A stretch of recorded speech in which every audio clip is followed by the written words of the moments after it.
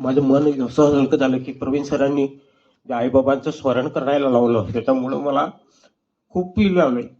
आणि त्यांच्या याच्यामुळे माझ्या कानामध्ये जो आवाज येत होता, प्राणायामच्या याच्यामुळे कानामध्ये जो आवाज येत होता तो थोडा कमी झालेला आहे.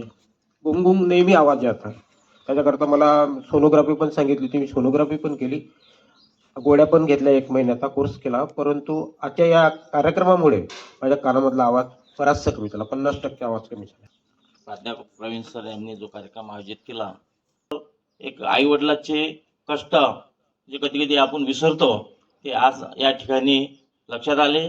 आणि मी आजच्या या कार्यक्रमातून नेहमी आईवडिलाशी कृतज्ञ राहील. आणि तेच खरे ईश्वर आपले आहे, आई वडील. आणि त्यांनी जे आपल्यासाठी कष्ट केले हे आपल्या जीवनात मी शेवटपर्यंत लक्षात ठेवून मी त्यांच्याशी कृतज्ञ आहे. एवढं भरोसा नव्हता की ध्यान योग म्हणजे काय आहे, व्यायाम म्हणजे काय आहे.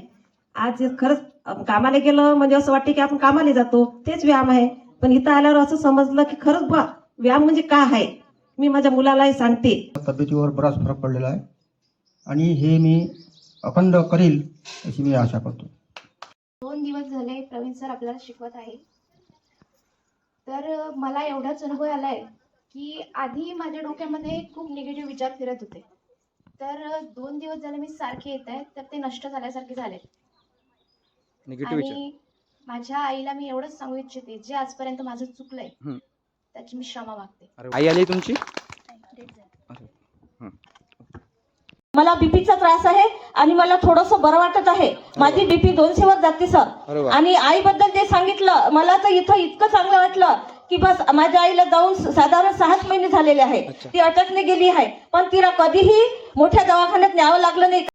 गेलो होतो, तिच्यापेक्षा हा कार्यक्रम मला चांगला वाटला. तसंच पुन्हा जे निगेटिव्ह होती ते पूर्ण निगेटिव्ह माझ्यातून निघून गेली आहे. पण आनंदी वाटते.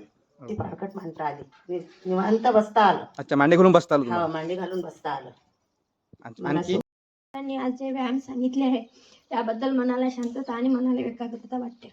आपल्या इष्टदेवतेचं तसंच आई वडिलांचं स्मरण करून दिलं, त्याबद्दल मी त्यांना खूप धन्यवाद देतो. कारण आईविषयीची माहिती जी सांगितली ती फार अलौकिक होती. माझ्या डोळ्यातून खळखळ ते आठवण घेऊन सारखं डोळ्यातून पाणी निघत होतं.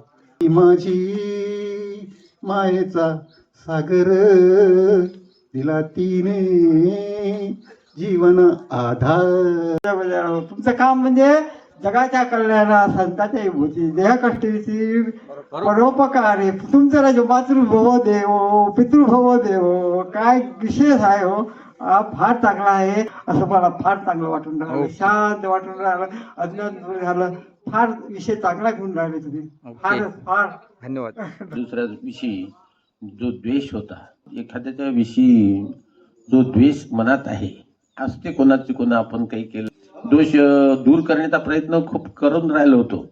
परंतु मला तुमच्या शिबिरामध्ये आता वय वाढलं, आपलं 78 वर्ष झाले, आपल्याला उड्या मारता, खरोखर उड्या मारता येत नव्हत्या. मी प्रयत्न करत होतो. आज मला असा अनुभव झाला, मी उडी मारू शकतो. नाहीतर उड्या मला मारता येत नव्हत्या. मी उड्या मारण्याचा प्रयत्न केला, पण आज मला अनुभव आला. 3 दिवसापासून बसलो ना, आज उड्या मारू शकलो. म्हणजे स्वतःच्या मनाच्या तयारीनं म्हणा, स्वतःच्या मनाची तयारी झाली की नाही, मी उड्या मारू शकतो आणि खरोखर उड्या मारू शकलो, असा अनुभव आला. ग्रेट.